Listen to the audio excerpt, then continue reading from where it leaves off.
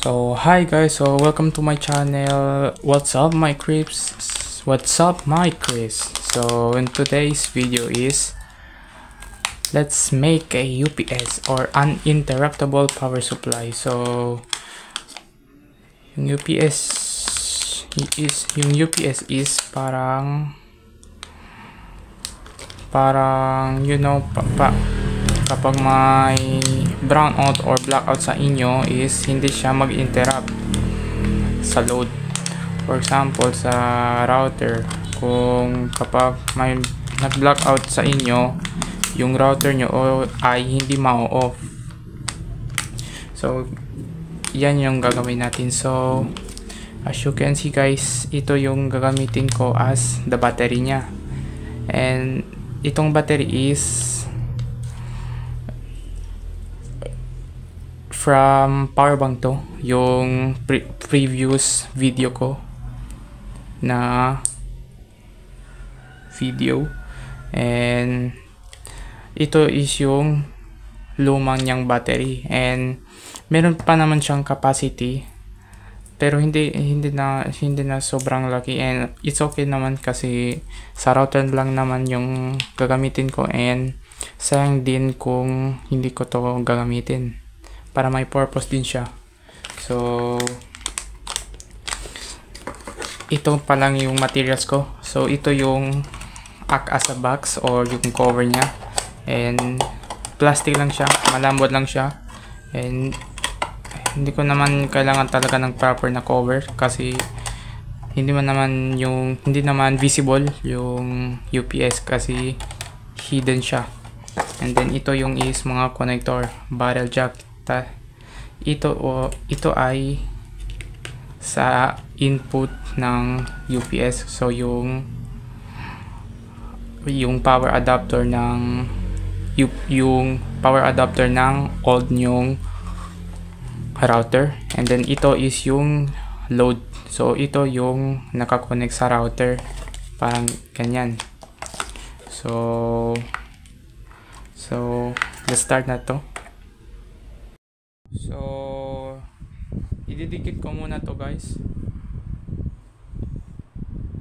para ganito yung lalagyan ko to. Ganyan yung style na gagawa ko. 4x4.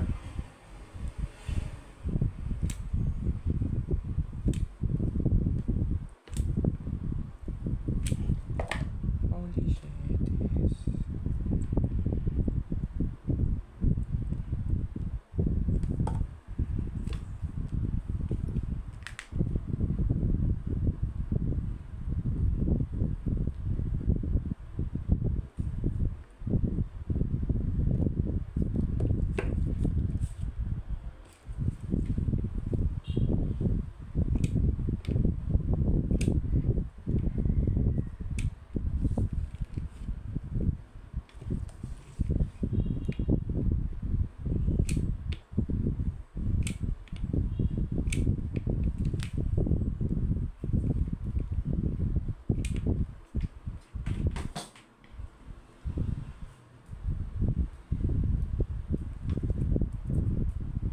Ito na siya guys, and then lalagyan ko to dito parang ganito.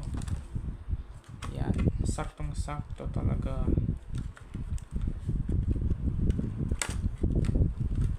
Parang ganito. Tapos lahat nung ito module,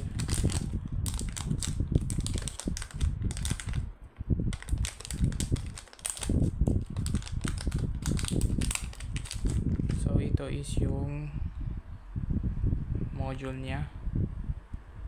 So easy lang naman yung assemble niya. So dito ko to lalagyan. Ay, dito na lang para mas maganda siya.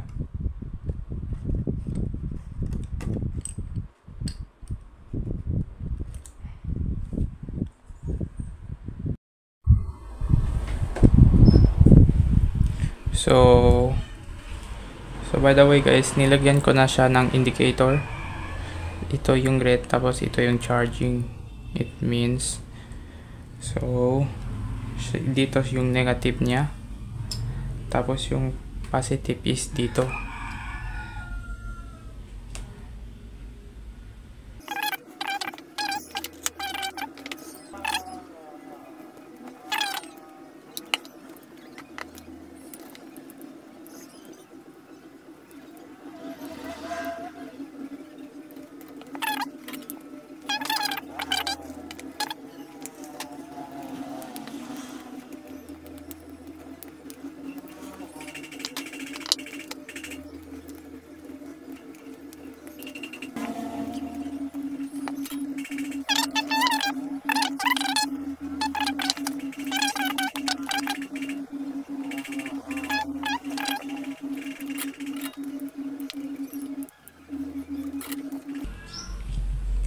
So working siya guys.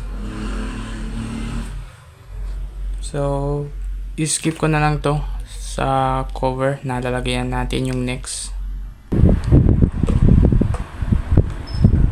So ito na siya guys. So malapit na. Tapos ito naman is yung output niya is yung male, tapos yung input niya is yung female na outlet. So dito siya yung cosa niya,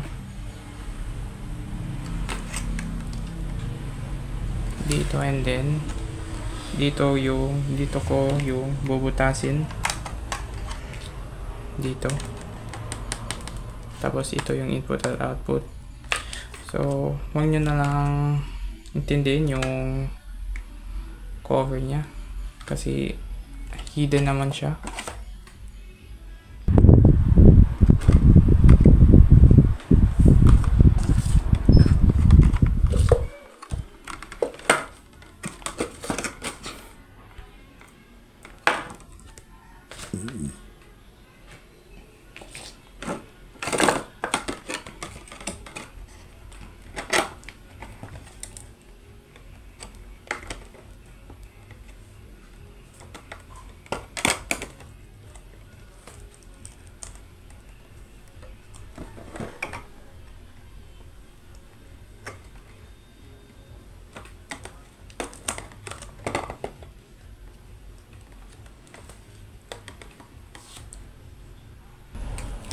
So guys, ito na yung final product ko. So as you can see is ito yung para sa router na adapter, tapos ito yung output. Diretso na to sa router. So lalagyan ko na lang to ng styro, ng foam sa side para mas comfy siya. So ito na yung final product niya guys. So as you can see, hindi talaga siya, hindi properly, pero hidden naman siya, so it's nothing. So check natin yung voltage niya. So positive tapos negative. So meron siya 12.3.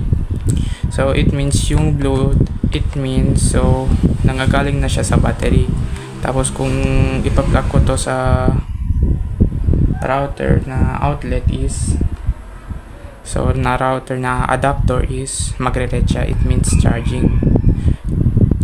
Tapos ito charging, and then direkta sa supply.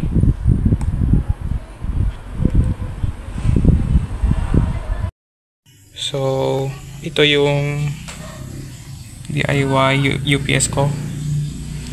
Yung male is yung output, tapos yung adapter niya is dito sa female na plug. So if i-unplug ko to, dapat hindi siya mai-interrupt. So as you can see, off na siya, and then still on pa lang siya. So it means it's working. So sa scenario is parang blackout siya, tapos boom, meron ng kuryente. It means charging, nagcha-charge yung battery, plus direkta yung supply sa router. So working na siya guys. So yun lang guys. So kung bago pa lang kayo sa channel ko, please subscribe guys. So yun lang guys, bye.